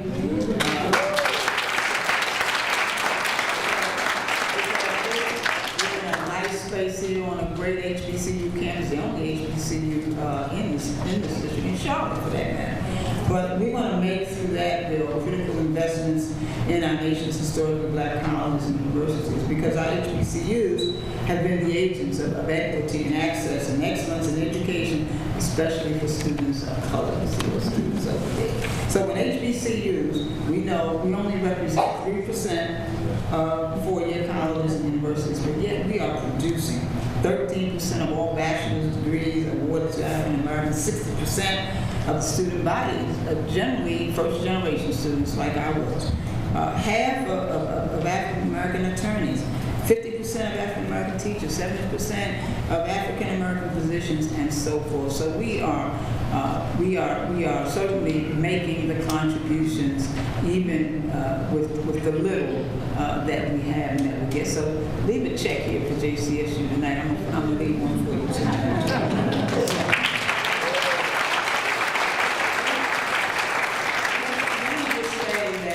We have all kinds of reports to show for the Government Accountability Office has identified a number of problems on our campuses. I won't read them all, but I will tell you that 8 of the 35 public HBCUs surveyed reported that 75% of their building space needed repair or replacement. Our schools are almost 200 years old, and some of our buildings on our campus are almost as old as our schools, and we're still using some of them, and we need to use them.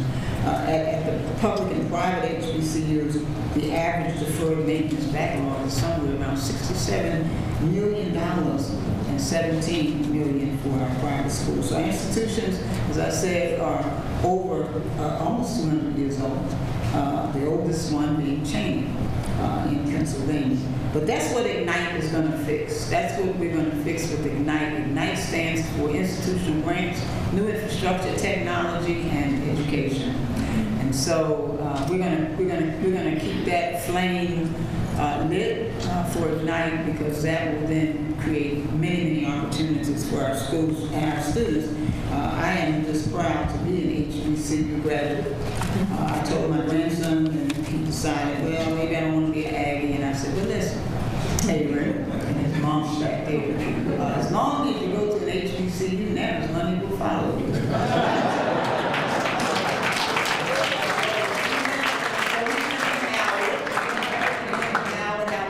Job, he's making 6 figures, you know, and I learned about Cash App from him.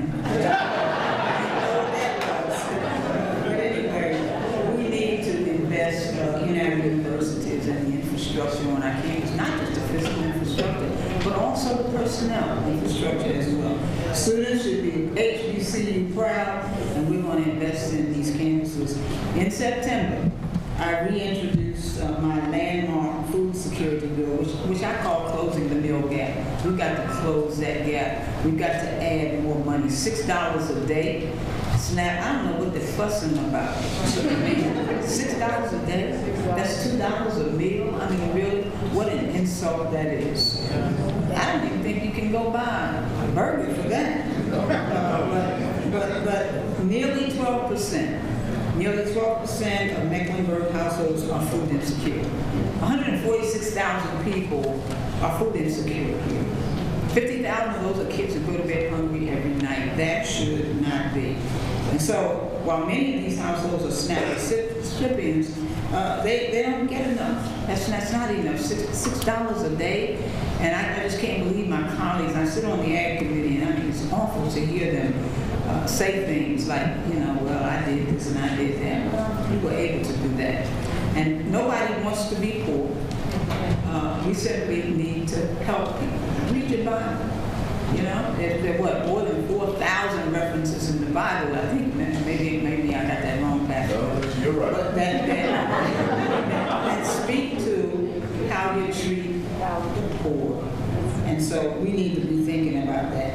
This closing the meal gap will really change how SNAP benefits are calculated. It's going to update the formula. It's going to give more money, but it's also going to take into account any other expenses that you may have, say for housing, for rent.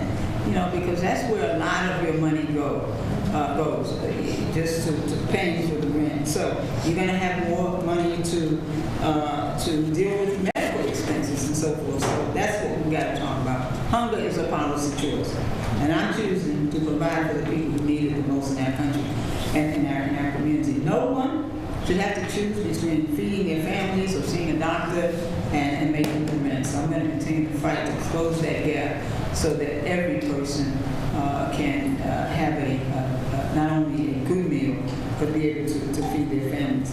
I introduced last year in terms of housing, we have a housing crisis here in Charlotte, the American Neighborhoods Protection Act, and that's going to help us get more single-family homes on the market so that the corporate people don't buy them all up, you know, they can pay cash.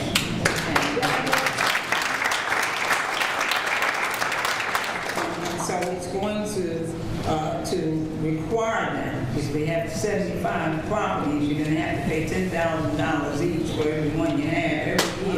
That goes to a fund that's going to help people who are first-time buyers and really trying. Now, we cannot compete with the resources of corporations. But let me just say, you may have noticed, President Trump also called for a similar proposal to reduce corporate housing ownership. And so listen, I don't mind people borrowing my ideas. I just wish he would have asked me about it. But that's one of the few issues that the President and I agree on, because addressing housing is not a partisan issue. And I'm hoping that I'll be able to get the bill through, because the President seems to like it. So we're going to keep on doing that. But I will proudly continue to work across the aisle to get that bill passed, because it's not a partisan issue. Everybody needs a decent, affordable place. And it's not, partisanship is not a dirty word. It's something when you are involved in the politics of federal government, you really need to be able to do it.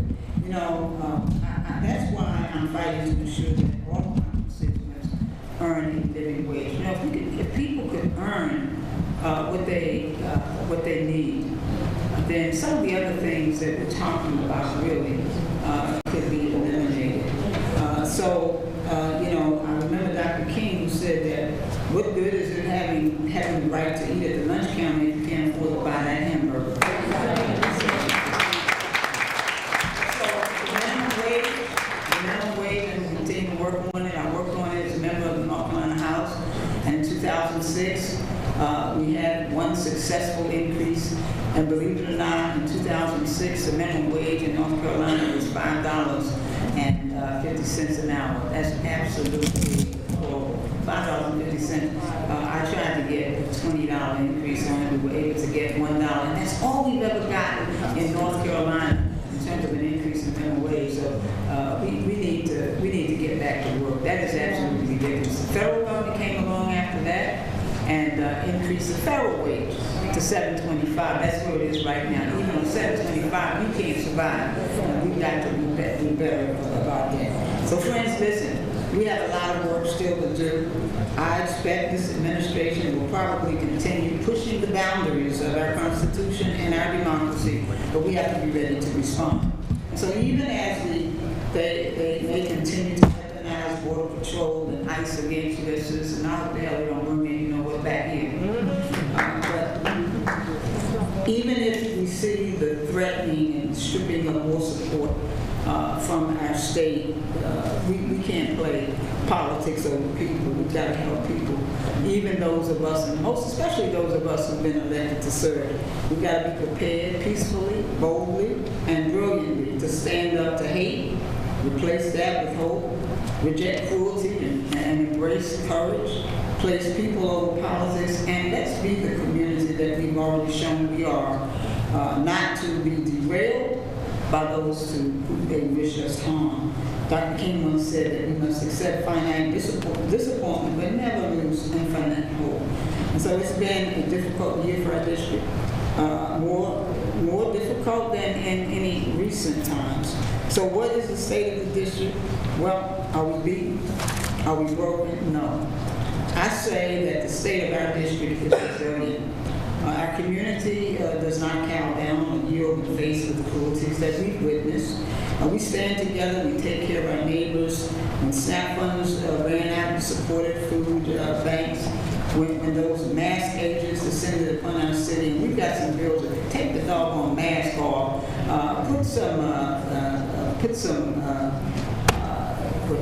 we need some cameras so that we know, body cameras, so we know exactly what's going on. But if you think you're doing the right thing, show your face. And that's absolutely ridiculous what's going on. So there's a move in the Congress right now that's being supported both by Democrats and Republicans, because they there. See, that's just a real problem that we need to fix. We don't require our police and our sheriffs to walk around. I mean, you see these guys with masks on in here? No. But anyway, we've got to continue to fight against injustice today and lay plans for a just tomorrow. And it's the words, it's been your words, it's been your actions, it's been your voice that give me the infinite hope and the strength to keep fighting for you in the halls of Congress. I appreciate you doing that, allowing me to continue to do it. Listen, I'm ready, I'm prepared, and I'm in better shape than the president.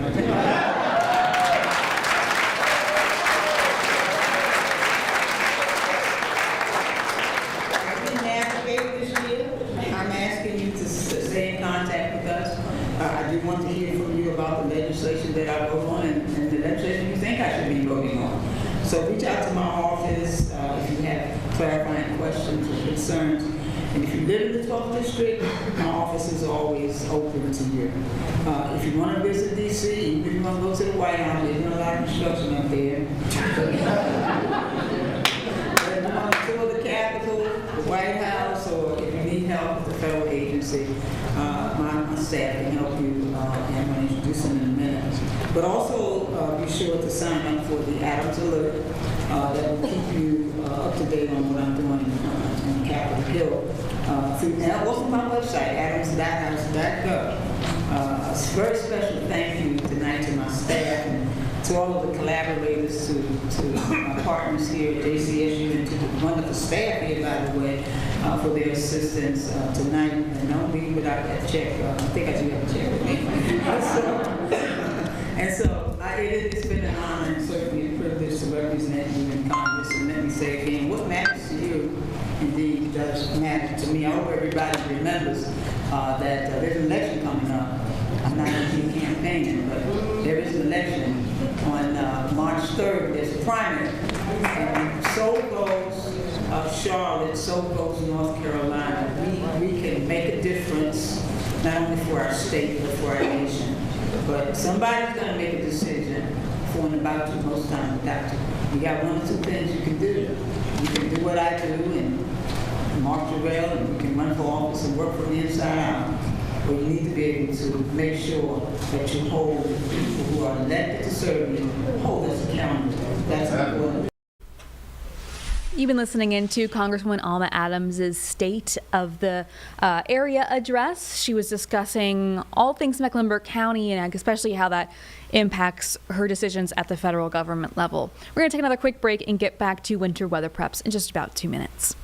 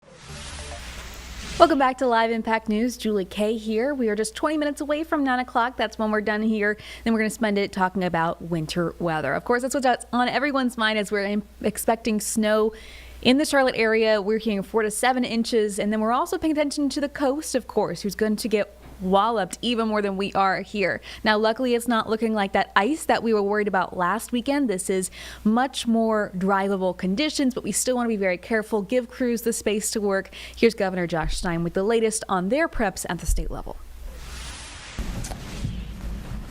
Good morning. Thank you for joining us today as we share updates on another winter storm coming to North Carolina. Groundhog Day is just around the corner, and it's starting to feel a bit like Groundhog Week here in North Carolina since we were just up here last Wednesday. I'm joined by Director of Emergency Management, Will Ray, Secretary of Transportation, Daniel Johnson, Secretary of Public Safety, Jeff Smythe, Major General Todd Hunt of the North Carolina National Guard, and the Commander of the State Highway Patrol, Colonel Freddie Johnson. Jackie Matevier and Yasmin Polizzi are our Spanish language interpreters. Our American Sign Language interpreter is Mark Lindberg, and the other is Stephen Holland. If you were disappointed by how few snowflakes fell this past weekend, I have some good news for you. And if you're tired of winter weather, some bad news. This is going to be with us a little bit longer. Starting overnight and continuing through Sunday morning, we expect snowfall across most of the state. However, we don't anticipate ice storms that created the risk of widespread power outages last weekend. But still, we must be prepared. The snow is going to come with strong winds and bitterly cold temperatures. In many places, we don't expect to get above freezing until early next week. So whatever snow falls on Saturday is going to stick around for a while. In coastal North Carolina, especially the Outer Banks, strong tides and high winds could also cause flooding. Strong winds combined with snow can create whiteout conditions, making driving treacherous. We are prepared to respond to whatever the storm may bring. Yesterday, I declared a state of emergency across North Carolina. This will help us qualify for any federal assistance we may need.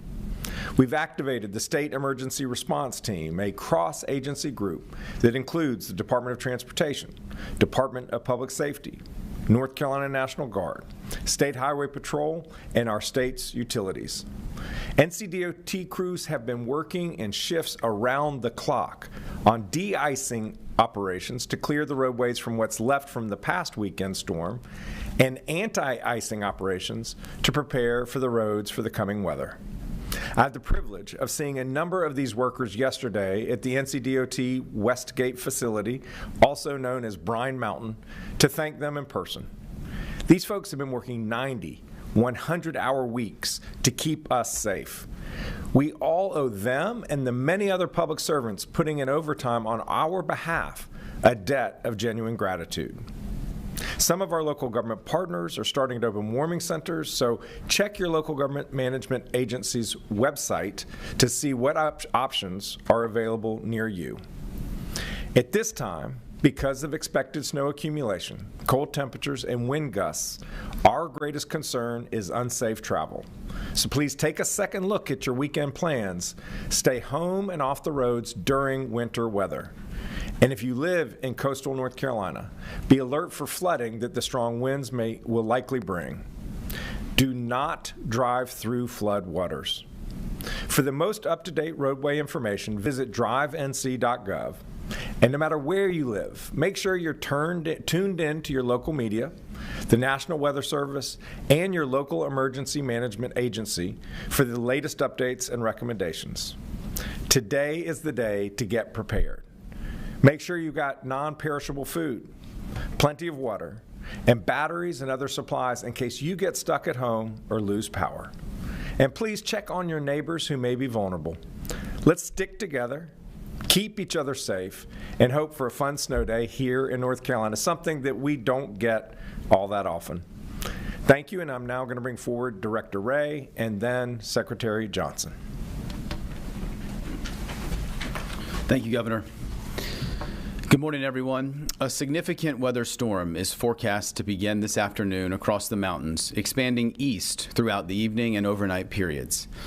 Widespread snowfall is forecast with this event, and locally significant snowfall amounts are expected. In addition to snowfall, dangerously cold temperatures and strong wind gusts are forecast through the weekend. These strong wind gusts will bring below zero wind chills across the state and the possibility of coastal flooding. Cold temperatures will linger into early next week, prolonging snowfall impacts. A winter storm warning will go into effect statewide late this afternoon across the mountains and Piedmont, and overnight Friday into Saturday across the coastal plain.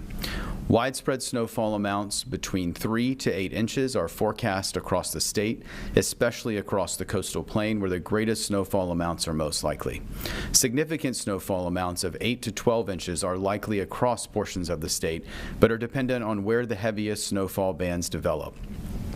A cold weather advisory will go into effect overnight Friday through overnight Saturday across the eastern half of the state, where near zero wind chills are forecast.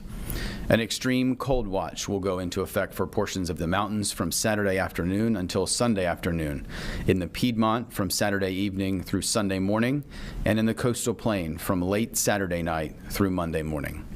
Wind chills are forecast to be as low as 22 degrees below zero across the mountains, 5 to 10 degrees below zero for the Piedmont, and 5 degrees below zero for the coastal plain. A high wind warning and wind advisory will be in effect Saturday afternoon and evening across much of the coast. Wind gusts within the high wind warning area are forecast to be up to 55 to 70 miles per hour, and wind gusts within the wind advisory area are forecast to be up to 45 miles per hour. All North Carolinians should be finalizing plans now and should be prepared to stay home and off the roadways starting tonight through early next week. If you need information to assist in your preparation, please visit readync.gov. The State Emergency Response Team, including all interagency partners, private sector, nonprofit, and volunteer agencies, remain activated. There are 4 local states of emergencies and 21 local emergency operations centers activated or in monitoring status. We continue to support commodity distribution, and as of this morning, the State Emergency Response Team has distributed approximately 550 blankets to assist communities with shelter and warming center operations should they be required. This is in addition to the approximately 1,700 cots and blankets and 127 pallets of meals ready to eat, or MREs, and drinking water that were shipped last weekend to supplement local supply. Many communities across the state are opening or staging for shelter locations or warming stations. For the most up-to-date information on those resources available in your community, please visit your local government and local emergency management agency's website and social media accounts. The North Carolina National Guard, the entirety of the North Carolina State Highway Patrol, the North Carolina Forest Service, and the Office of Emergency Medical Services, among others, are all active and moving on to station today across the state to assist local communities and state partners with clearing roadways, responding to emergencies, and with transportation needs. 73 North Carolina National Guard force packages will be on station by tonight and will be assisting with clearing roadways from downed trees, helping disabled motorists, supplementing first responders, and assisting with commodity distribution. These force packages include approximately 341 soldiers and 131 vehicles.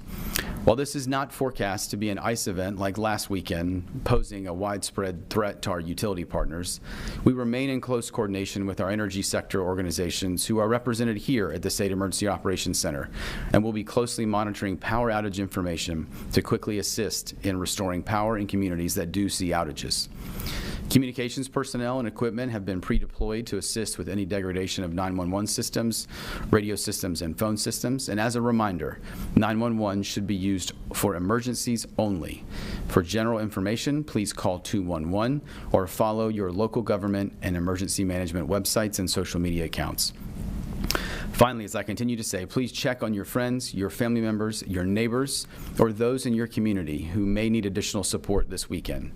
We are going to see significant winter storm impacts this weekend, and we are stronger and more resilient together. Thank you, Governor, and I'll now turn it over to Secretary Johnson from NCDOT. Thank you, Governor and Director Ray. NCDOT crews have been operating in overdrive since we started preparing for last week's storm, and we're not letting our foot off the gas.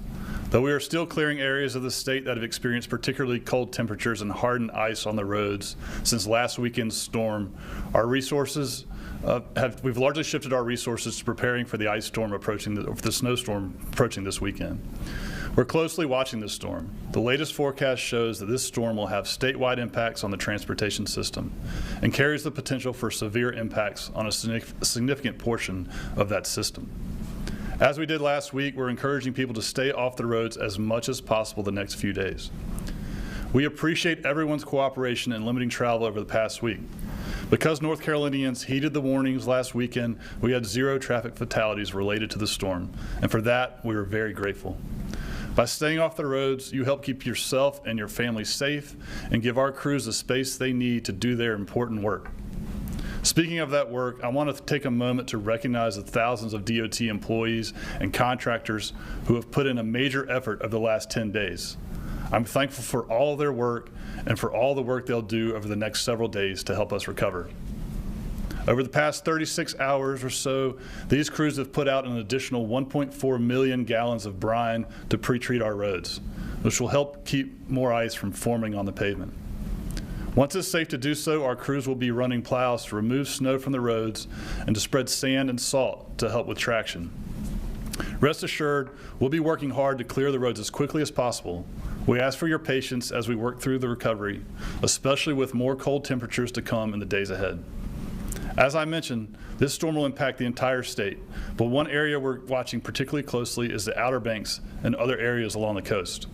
As Director Ray and the Governor have shared, in addition to the snow, this storm brings the potential for high winds across the state, and in particular along the coast. One thing we're watching closely is the potential for overwash, particularly in the Outer Banks. This could present dangerous and potentially impassable conditions for driving along the coast. Our crews are ready to respond and will restore the roadway as quickly as possible. And as we did last week, we're working with the State Highway Patrol to remove disabled vehicles from the roadway. This helps keep the roads and shoulders safe for our crews and others involved in emergency response in the days ahead. We'll continue working with our partners, the Highway Patrol and the National Guard, throughout the storm. Please stay informed and, if possible, stay put throughout the duration of this storm until it's deemed safe to travel. People can visit drivenc.gov to view the latest road conditions and other storm-related information. Thank you. I'll turn it back over to the Governor for any questions. Secretary, thank you so much. If there are any questions in the room, please go to the microphones on either side, and then we will go to questions online afterward.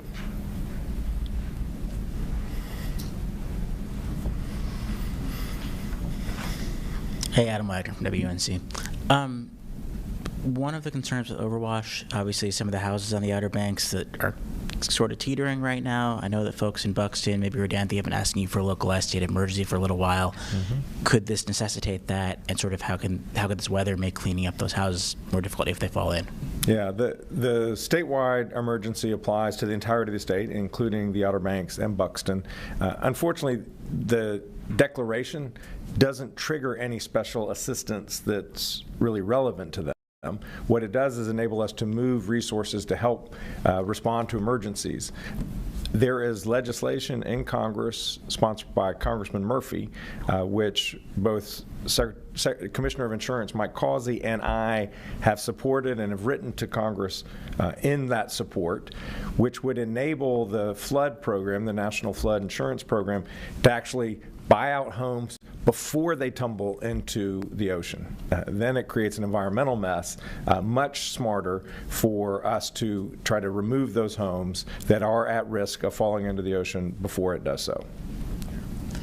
And then yesterday you heard from workers who worked last week 99 hours, 101 hours. Do you have any estimates on the total cost of last week's storm to the state? Any kind of predictions for what this one could cost? I don't have a total cost. I don't know, Will, if you do. I think it's too early at this point. Clearly, DOT has experienced a great deal of overtime. State Highway Patrol has incurred a great deal of overtime. The National Guard incurs expenses every time it gets deployed. And so, yes, there are real costs to the state. We have an emergency fund that the General Assembly appropriates money into that we can draw down for these kinds of operations. But there is a cost, and as it becomes clear, we're happy to share it with you.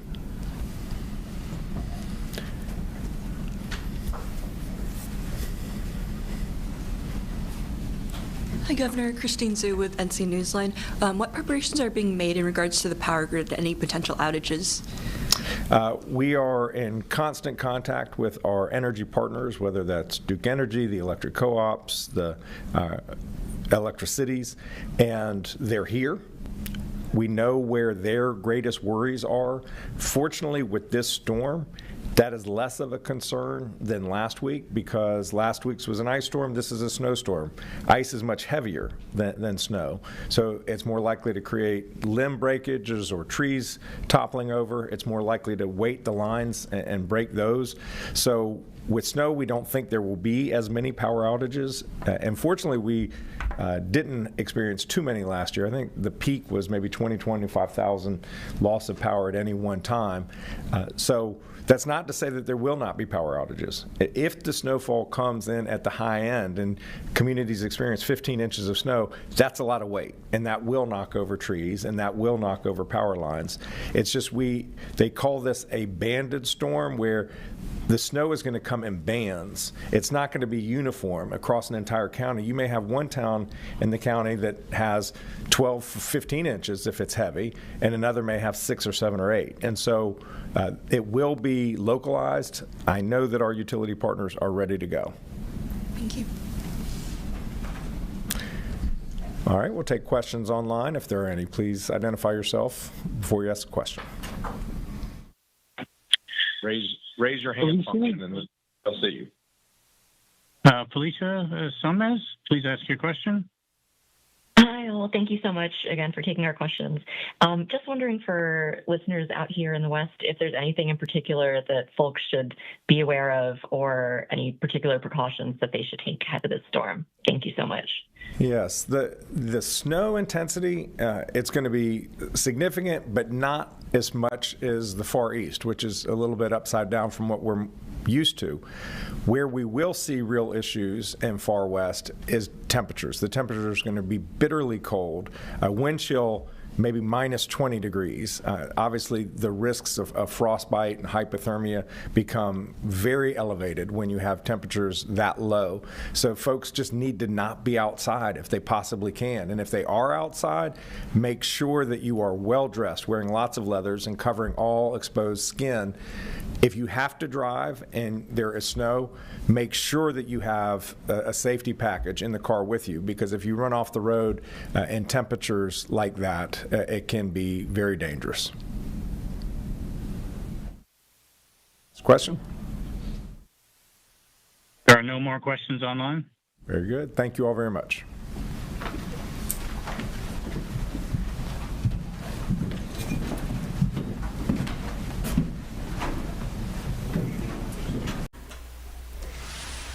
All right, you're just listening into Governor Josh Stein and state officials walking us through winter weather preps. Now, again, just want to say, not just the state, but also our local government here in Charlotte, and of course our other communities, especially our mountain communities, they are all preparing for what we are looking ahead to for tomorrow. Now, there is some good news, of course. We're not looking at the ice that we saw last weekend. This is the big, fluffy snow. That's actually going to be fun to go sledding, to go outside, especially for the kids who haven't gotten a chance to do that maybe since 2022 here in North Carolina. But we do want to pay extra close attention to the coast. The Outer Banks is going to get hit especially hard. We're also paying attention to just how cold it's going to be. Even without this precipitation, you're really going to want to pay attention to your pipes. This is cold enough that instead of a drip, you're going to want a small stream to make sure those don't freeze over. Of course, we're going to be here in the Impact Studio tomorrow, starting in the morning, all through the afternoon as that snow starts coming down. I'll be here, Sean will be here, everyone's going to be here working through what's happening, showing you what the actual conditions are so you can see. And of course, our meteorologist will be here as well, walking you through the updates. So join us back